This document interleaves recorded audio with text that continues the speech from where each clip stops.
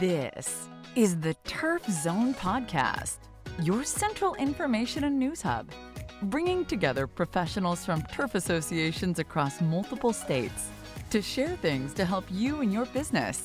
Brought to you in partnership with our friends at the Tennessee Turfgrass Association. This episode is sponsored in part by Sod, world-class service on demand. Visit us online at www.buysod.com. Now, let's get in the zone.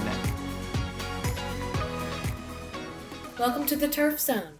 In this episode of Tennessee Turfgrass, we feature an article titled United and Essential, TTA's COVID Response. Our industry has come together in the face of unprecedented challenges to protect our workers, courses, sports fields, jobs, and the people we serve.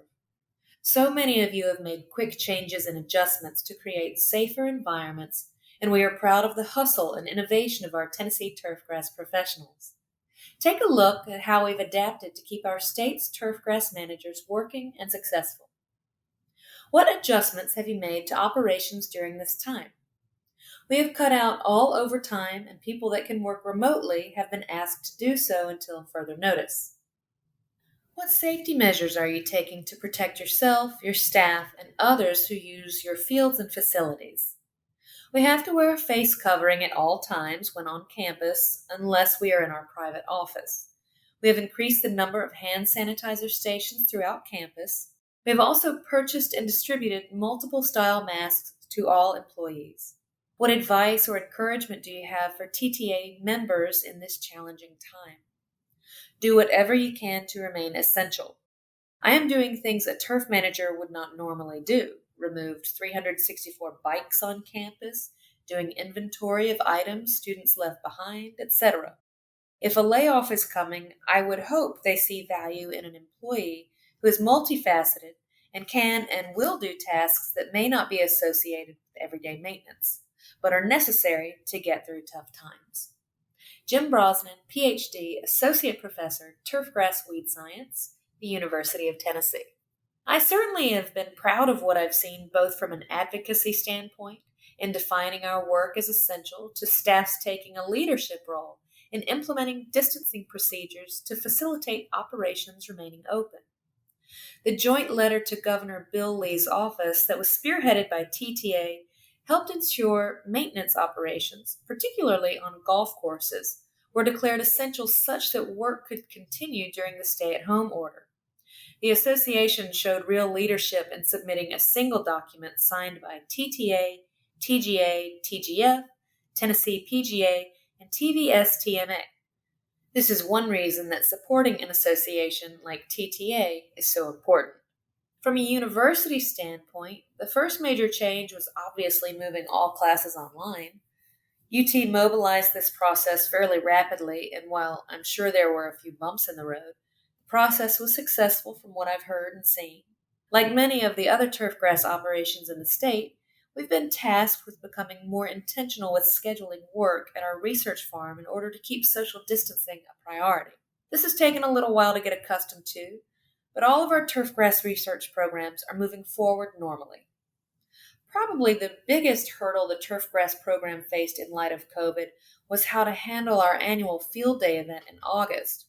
With UT facilities being closed to the public and restrictions in place, both on campus and in Knox County, on large gatherings, we needed to decide how to move forward in providing continuing education and networking opportunities for those in the turfgrass industry this year. We landed on the concept of Tennessee Turf Tuesdays, a series of online webinars hosted on the first Tuesday of every month from May till October 2020. This has been a fun endeavor for our team and something that we think we can build on for the future. One thing that was communicated to me earlier this year is that regardless of how one feels about the COVID situation, it's the biggest challenge that all of us will face in our careers. I think it's important to recognize that. We may see continued maintenance as doing what we've always done, but getting those simple things done under such trying times are little victories that shouldn't be taken for granted. We are not only navigating a rapidly changing landscape about what's acceptable from a safety standpoint, but also helping our teams navigate through stress and mental health challenges, both at work and in some cases at home, that are unprecedented. Tellico Village is a retirement community with 9,000 residents, with a large number of those residents being avid or sporadic golfers. When COVID-19 hit Tennessee, Tellico Village understood that the community's entire population was considered at risk. After assuming the role of Director of Golf in January of this year, Chris Sykes knew he would have to find the right balance between legislation and doing what's best for his staff and the community. We had to take a careful, cautious approach while weighing local, state, and CDC guidelines, Chris said. No one had a pandemic playbook, but now we do. Like many other courses, Tellico Village implemented many new procedures, increased signage encouraging social distancing and hand washing, golf shop closed, single rider carts, removing touch points from the course, which included pencils and scorecards, disinfecting carts between users, sanitizing range balls and baskets, removed rakes and ball washers, and other changes. Chris says the network of golf course professionals that he collaborated with to make these changes was essential to staying informed and prepared for changes that often came hourly. Getting hit with a pandemic within months of accepting an operations role has surely been trial by fire, but Chris says the industry really came together. It's a great, tight network, and we all learn from each other. As of early June, Tellico Village is slowly and thoughtfully returning to some pre-COVID practices, and with their phased approach are preparing to make adjustments in any direction going forward. However, one thing hasn't changed. Golfers are going to golf. Chris shared, "We actually stayed very busy throughout this time, and overall our members were very positive about the changes we made. They were just so happy to be out here." For all photos and links associated with this article, please visit our show notes. And don't miss an episode of Tennessee Turfgrass.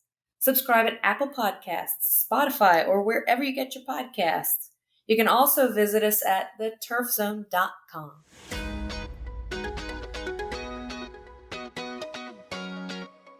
You've been listening to The Turf Zone. Thank you to our sponsors, including Buy Sod, world-class service on demand. Visit us online at www.buysod.com.